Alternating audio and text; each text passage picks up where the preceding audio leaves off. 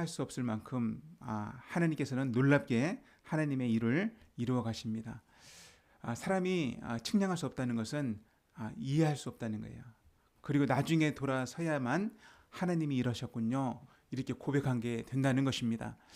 우리가 사도행전을 보지만 사도행전에도 사도 바울이 폭풍을 만나는 거 그냥 단순하게 보면 이해가 안 되잖아요. 하나님께서 너는 반드시 로마로 가야 된다라고 말했는데 폭풍이 불어닥치고 배가 파손되고 이것이 왜 이렇게 하나님께서 그냥 두시는가, 하나님이 안 계신 거 아닌가, 하나님이 계시다면 왜 이런 일이 생기는가, 이렇게 할 수 있잖아요. 근데 하나님께서는 이 모든 고난과 폭풍을 속에서 사람들을 구원해 가고 있다는 거예요. 우리가 어제 말씀에도 어떤 일을 봤습니까? 배에 타 있는 276명이 이 모든 일을 통해서 바울이 믿는 그 하나님에 대해서 듣게 되잖아요. 그가 기도하는 것을 그들도 듣고 밥을 먹고, 또 그들이 바울이 말한 그대로 되는 것을 받고 한 명도 죽지 않냐고 다 소매에 도착하잖아요. 그래서 이것을 우리는 나중에 시간이 지나고 나서야 진짜 하나님께서 말씀하신 대로 일하셨구나, 이렇게 우리는 알게 되는 것이죠.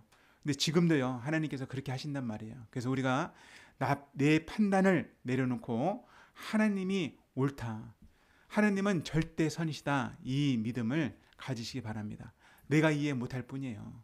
내가 한계가 있는 존재라는 거예요. 나는 역사의 한 경점을 살아가는 존재고, 하나님은 모든 역사 가운데 현존하시는, 실존하시며 항상 현재이신 하나님이라는 것을 믿으시기 바랍니다. 그때 우리는 내가 이해 못해도 절대선이신 하나님을 알게 되고 그 하나님으로 말미암아 오는 은혜를 더욱 사모하게 될 줄로 믿습니다. 오늘 말씀 보면요, 다시 한번 재앙이 닥치죠. 3절 말씀 보면요, 바울이 나무 한 묶음을 거두어 불에 넣으니 뜨거움으로 말미암아 독사가 나와 그 손을 물고 있는지라. 어제 본문에 이어서 보면 어떻습니까? 몰타 섬에 멜리데 섬 같은 단어입니다.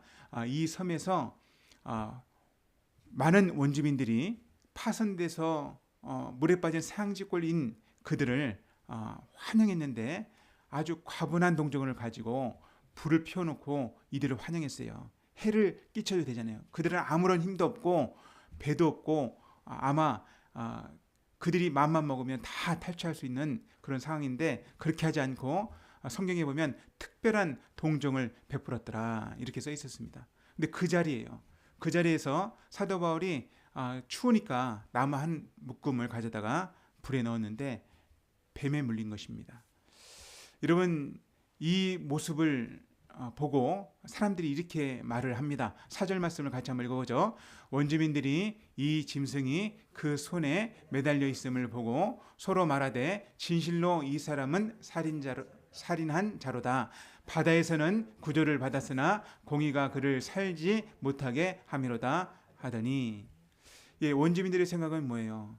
원주민의 생각은 이 사람이 정말 살인자고 죄값을 받는구나, 공의가 이루어졌다, 이렇게 생각한 것입니다. 그는 폭풍에서는 살아남았는데 죄가 있기 때문에 벌을 받는구나. 여러분, 이것이요, 인간의 마음속 깊이 있는 생각입니다. 상선벌악이라고 하죠. 선을 행하면 상을 받고 악을 행하면 벌을 받는다. 이 사상은요, 인간 깊숙이 내재해 있단 말이에요. 어떤 일이 딱 닥치면요, 믿지 않는 사람이라도 내가 벌 받는구나, 이렇게 고백한다는 거예요. 그래서요, 내가 잘못을 해서 벌 받는구나, 이렇게 해서 구원받는 사람도 있습니다. 보셨습니까? 내가 이렇게 악한 짓을 하더니 하나님께서 내 몸을 치는구나, 내가 이렇게 악한 짓을 했는데 하나님께서 내 가정을 치는구나, 이렇게 해서 돌이키는 경우도 있어요. 그래서 그런 분들이 간증을 하죠. 여러분, 근데 그 상황을 그렇게 이해한 사람들은요, 잘 이해한 거예요. 하나님의 그 안에 하나님의 선한 뜻이 있는 것이죠.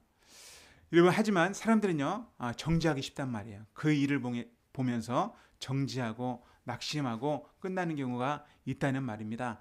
성경에 보면 욥기를 보십시오. 욥기에 보면 욥이요, 재앙을 만났습니다. 그는 괜찮은 사람이고 동방에서 가장 뛰어난 의인이었어요. 하나님도 인정하고 또 주변 사람들도 야, 욥은 대단하다. 잘 믿는구나. 그리고 하나님께서 그에게 복을 주는구나. 이렇게 생각을 했는데 그가 재앙을 만나자 사람들의 태도가 바뀌죠. 그의 가장 친했던 친구들이 돌아섭니다. 그리고 계속 강요하는 게 뭡니까? 욥기를 읽어보면 욥기의 가장 많은 내용들이 친구들의 비판이에요. 네가 잘못을 했기 때문에 하나님께서 벌 준 거야.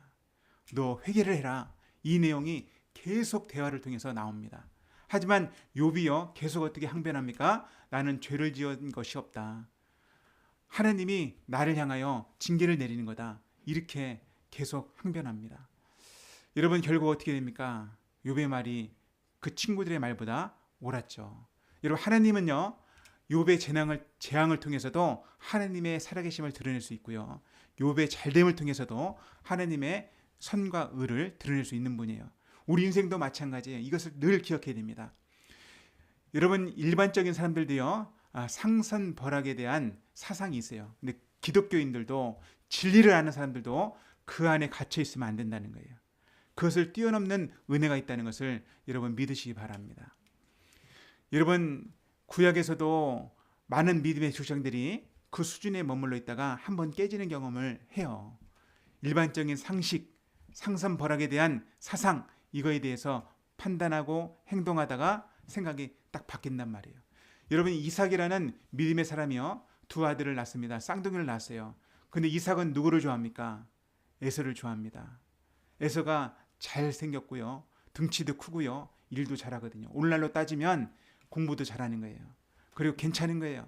그의 미래가 보장되어 있는 것 같아요. 그래서 이삭은 에서를 장자이기도 해서 편애합니다. 그에게 축복을 하려고 계속 작정을 하고 있어요. 하지만 하나님께서 선택한 사람은 누굽니까? 사냥도 잘 못하고 집안일을 하고 있는 어떤 사람이에요? 빼앗는 자였던 야곱이었어요. 여러분 이삭의 생각과 하나님의 생각은 전혀 틀리죠. 하나님은 그 빼앗는 자 야곱을 통하여 이스라엘 민족을 세우셨습니다. 놀랍지 않습니까? 여러분 이것은요 창세기에 계속 흘러요. 사람들의 생각을 바꾸신단 말이에요. 내 생각과 내 판단이 언제나 틀릴 수 있고요. 하나님은 언제나 옳을 수 있다는 것을 여러분 기억하시기 바랍니다. 여러분 유다라는 믿음의 사람이 있죠. 창세기에 보면 그 사람의 아내는 죽었지만 그가 며느리와 다말과 간음을 합니다. 수치의 이야기죠. 하지만 다말이 어떤 여인입니까? 다말은 예수님의 족보에 들어가는 믿음의 여인으로 나옵니다. 믿음의 족장으로 인정되었던 유다가 다말에게 네가 나보다 옳다라고 말해요. 인간적인 생각으로 한번 우리가 판단하면요. 다말은요. 그냥 성경책에 안 나오면 좋을 뻔한 여자예요. 며느리인데 변장을 하고 가서 유다와 동침하잖아요. 말이 안 되는 것이죠. 근데 하나님께서는 유다의 입을 통해서 어떤 고백이 일어났다? 다말에게 네가 나보다 옳다라고 하고 하나님께서는 유다 가문을 정통으로 쓰십니다. 메시아가 나오는 가문으로 유다 가문을 그 수치의 가문을 바꾸시는 거예요.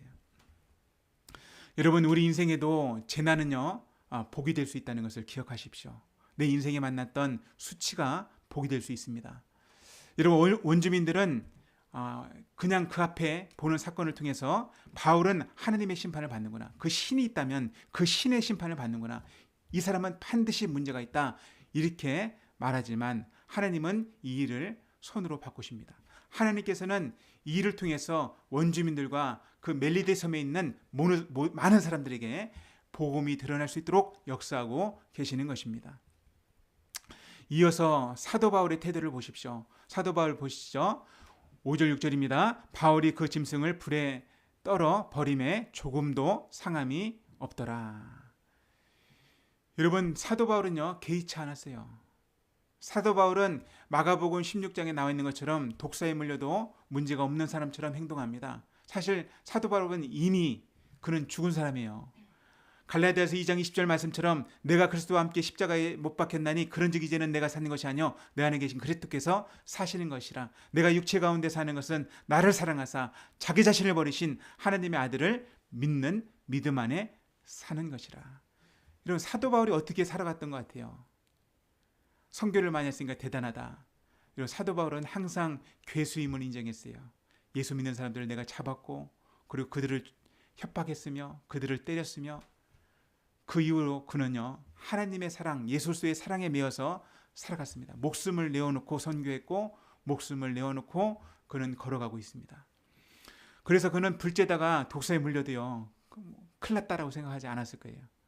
학자들은요 저 섬에는 독사가 없습니다 이렇게 하는데요, 여러분 원주민들이 독사를 몰라볼까요? 말도 안 되는 거예요. 그 지역 사람들이 독사를 몰라보느냐고요. 그건 말이 안 되는 거고요. 생태계가 변하면서 지금 현재는 없을 수 있어요. 하지만 2000년 전에는 그 원주민들이 나무 하나도 어떤 나무인지 다 아는 게 그 지역 사람들 아닙니까? 2000년 전에 사람들 아닙니까? 여러분 이것은요 그렇게 오해하면 안 되고요. 학자들의 그 작은 지식을 가지고 미혹되지 마시고 반드시 독사에 물렸고 사도 바울은 말씀대로 독사에 물려도 하나님을 믿기 때문에 문제가 없었다고 믿으시기 바랍니다. 여러분 사람들은요 그가 곧 쓰러져 죽을 줄 알았어요. 하지만 그는 죽지 않았습니다. 그래서 사람들은요 그를 신이라고 부를 정도가 됐어요. 여러분 이것이 하나님의 일하심이었습니다.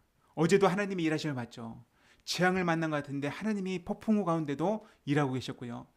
사도 바울이 독사에 물렸는데 하나님은 일하고 계셨어요. 독사에 물린 것까지도 하나님의 계획이었고 이 일을 통해서 사도 바울이 그 사람들한테 복음을 전할 수 있는 기회를 열어주는 것입니다.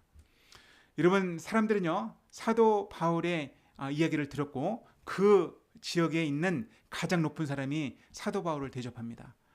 7절 말씀을 보죠. 이 이야기가 소문이 났고 섬에서 가장 높은 사람이 옵니다. 7절 말씀 같이 했습니다. 이 섬에서 가장 높은 사람 보부엘로라 하는 이가 그 근처에 토지가 있는지라 그가 우리를 영접하거늘 사흘이나 친절히 머물게 하더니. 아멘. 그 섬에서 가장 높은 사람이 이 이야기를 듣고 대접하는 거예요. 대접하고 사흘 동안 대접했는데 그 있다 보니까 그 보불리오라는 추장 그 사람의 가정사도 듣게 되죠. 근데 아버지가 있었는데 아버지가 이질에 걸리고 문제가 많은 거예요. 질병에 걸린 거예요. 누워 있는 거예요.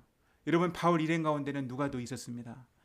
여러분 상태를 볼 때는요 그가 문제가 심각하죠. 근데 사도 바울이 그에게 기도해 주므로 누가가 고친 게 아니라 사도 바울이 안수하고 기도해 주므로 그가 낫게 되었습니다. 하나님의 놀라운 일하심 아니에요. 그리고 나서 섬에 있는 많은 아픈 사람들이 와서 치유를 받아요. 온 섬에 하나님의 살아계심과 그리고 사도 바울의 기도의 내용과 예수의 복음은 증거됐을 것입니다. 여러분 이것이 하나님의 일하심입니다. 여러분 내 인생 가운데 수치고 부끄러움이라고 생각했던 것이 오히려 그것을 통해서 하나님의 복음이 확산될 수 있다는 것을 믿으시기 바랍니다. 사도 바울이 만난 폭풍의 재난, 그 재난을 통해서도 하나님의 살아계심은 증거됐습니다. 사도 바울이 불 속에서 손에 물렸던 그 뱀의 그 재앙을 통해서도 하나님의 복음은 증거되었습니다. 여러분 예수님의 십자가는요 수치의 사건이에요. 어떤 사람이 십자가에 죽습니까? 사형을 받습니까? 강도나 죄인 아니에요. 근데 예수님의 그 십자가는 구원의 십자가였어요. 사람들이 볼 때는 왜 메시아가 십자가에 죽는가? 왜 저런 메시아가 메시아일 수 있는가? 말도 안 된다. 신명기 말씀을 보면 나무에 달린 자마다 저주를 받았습니다. 이것이 사람들의 일반적인 시각이에요. 사람들이 지나가면서 비웃습니다. 십자가에 매달린 예수를 보고 비웃어요. 하지만 그 십자가는 우리를 낫게 하기 위한 십자가였습니다. 우리를 낫게 하기 위한 재난이었습니다. 우리를 낫게 하기 위한 고난이었습니다.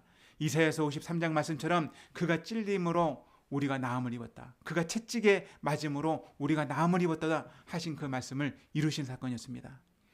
여러분 내 인생의 아픔이 변하면 내 인생의 아픔을 통하여 하나님이 역사하시면 그 수치와 아픔이 하나님의 살아계심을 밝히 드러내는 구원의 역사가 됩니다. 여러분 이 하나님은 언제든지 하나님의 뜻을 이루시는데 그 하나님의 뜻을 알고 믿음으로 반응해서 내 인생 가운데 역사하신 하나님을 드러내시고 나의 인생을 역전시키는 그 하나님을 사람들한테 알리는 저와 여러분이 되기를 축원합니다. 기도하죠. 여러분, 오늘 말씀은 어떻습니까? 우리에게 어떤 도전을 줍니까? 저희들은 항상 하나님께 은혜를 받았다라고 말해요. 근데 나의 수치와 나의 부끄러움을 나중에는 감추기 시작합니다. 그래서 종교인으로의 생활, 종교수 생활을 하게 됩니다. 여러분, 그것이 하나님의 뜻이 아니고 하나님께서는 나를 용서하신 하나님이 다른 사람도 용서할 수 있다는 것을 말하기를 원하십니다. 사도 바울은 사역을 하면서 계속 끊임없이 말합니다. 자기는 괴수 중에 괴수요, 자기는 만물에 찢기 같고 배설물보다 못한 사람이라고 이렇게 말합니다. 그렇게 말하는 이유는 무엇입니까? 자기를 구원하신 그 하나님을 드러내기 위함입니다. 또한 그렇게 말하는 이유는 그가 늘 겸손하기 위해서요. 내가 정말 괴수했는데 하나님께서 나를 구원하셨습니다. 이것을 그는 부끄러워하지 않고 그는 말함으로 한 영혼이라도 구원하기를 원했습니다. 겸손한 자세를 갖기 위하여 때로는 하나님의 역사를 드러내기 위해서 그는 자기의 약함을 자랑했습니다. 오늘 말씀을 통해서 하나님, 내가 나의 좋음을 자랑하는 자가 아니라 하나님을 믿었더니 이런 복을 받았습니다. 이렇게 말하는 자가 아니라 내가 괴수였는데 하나님께서 나를 이렇게 구원하셨습니다. 이렇게 말할 수 있는 믿음을 주옵소서. 내 인생에 뱀이 있었고 내 인생이 독사에 물린 사람처럼 나는 그렇게 죽을 위기에 있었는데 주님께서는 나를 살려줬습니다. 하나님께서는 역사하셨습니다. 이렇게 고백하게 주님 믿음을 주옵소서. 오늘 말씀 가지고 같이 기도하겠습니다.